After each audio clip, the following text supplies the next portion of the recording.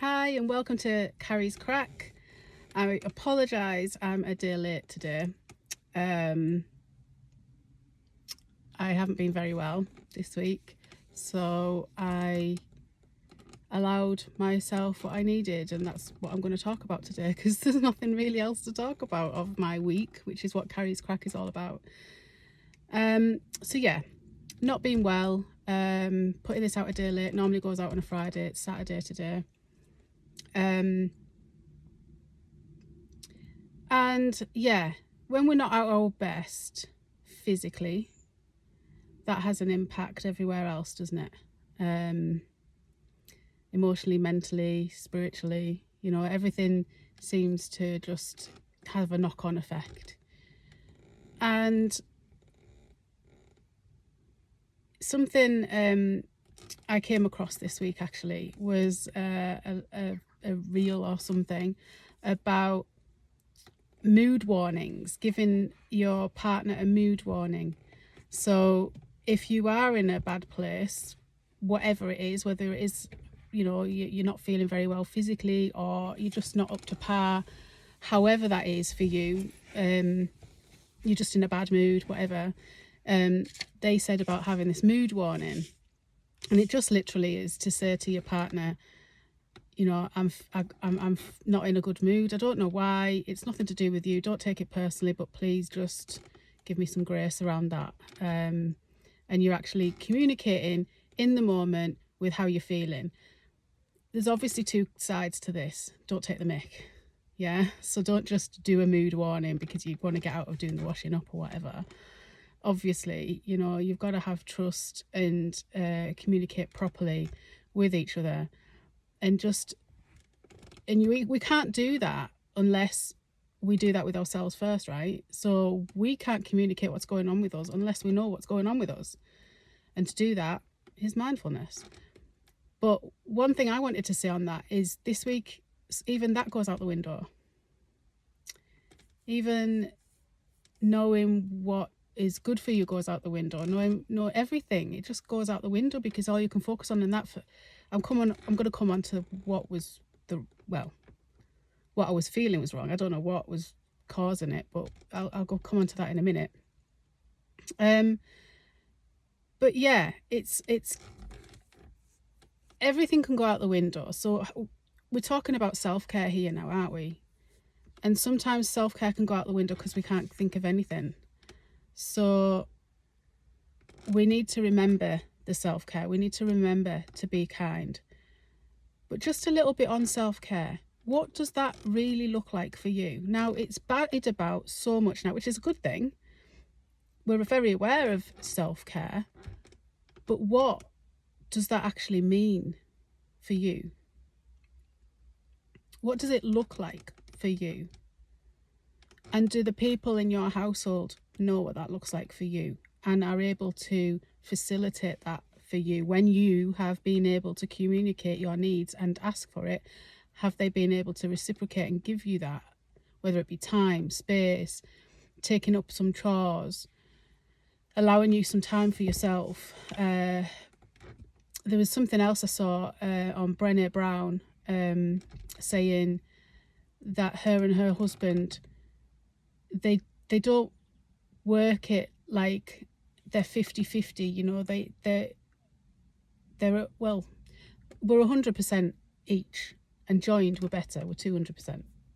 So what she would say is like, I'm at 20 today. Like as soon as I come home from work, I'm at 20. I've had a really rotten day. I've got a banging headache, blah, blah, blah, whatever it is. I'm at 20. I've got nothing left to give tonight. Can you help me? Where are you at? And it's not just saying I'm this, so you've got to help. You can't just assume the other person has got it to give as well. So you've got to ask, so where are you at? Well, I'm at 40.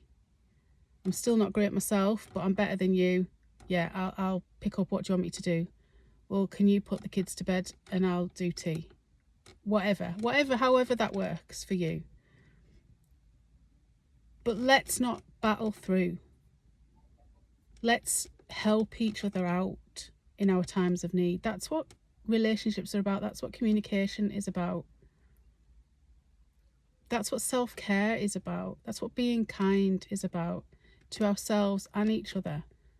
What does kindness look like? It's not just giving money to charity. We when we're good at it, would say, with my kids at night, it's not just your gratefuls, because they end up being quite repetitive and not meaningful anymore.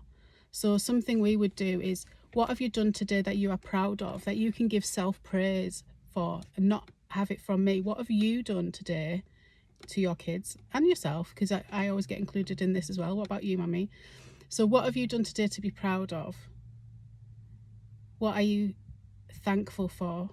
And what have you done that's kind today?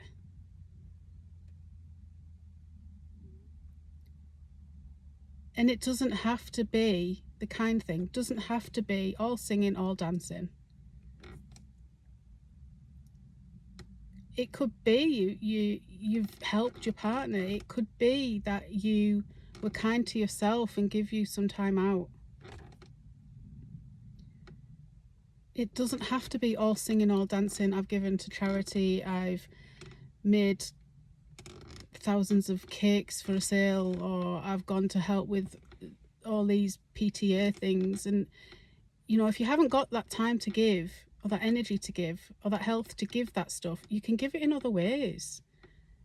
You know, I've always felt like I wanted to do more in that respect, to give more, to volunteer more, but I really just don't have the time. And then that sits not very nice in me, and I'm like, surely I can do something. Well, that's it.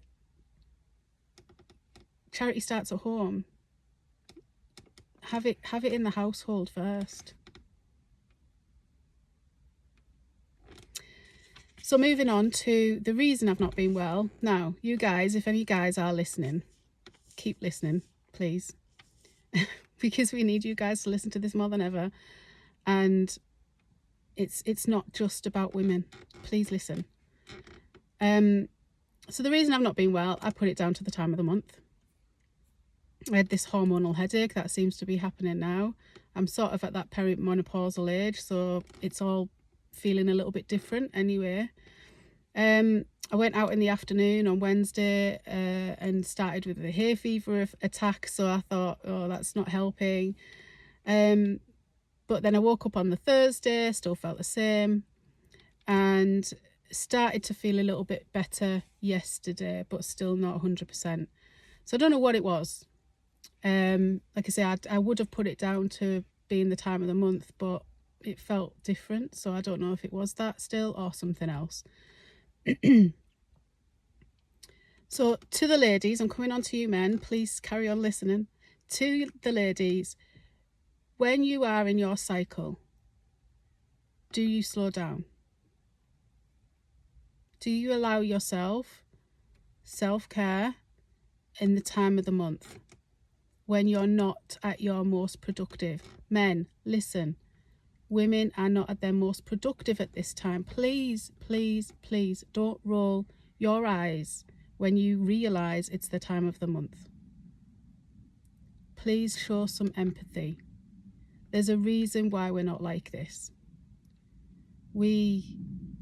Our hormones just go bang. They're in our boots. The levels just drop out of nowhere. Yours just keep going.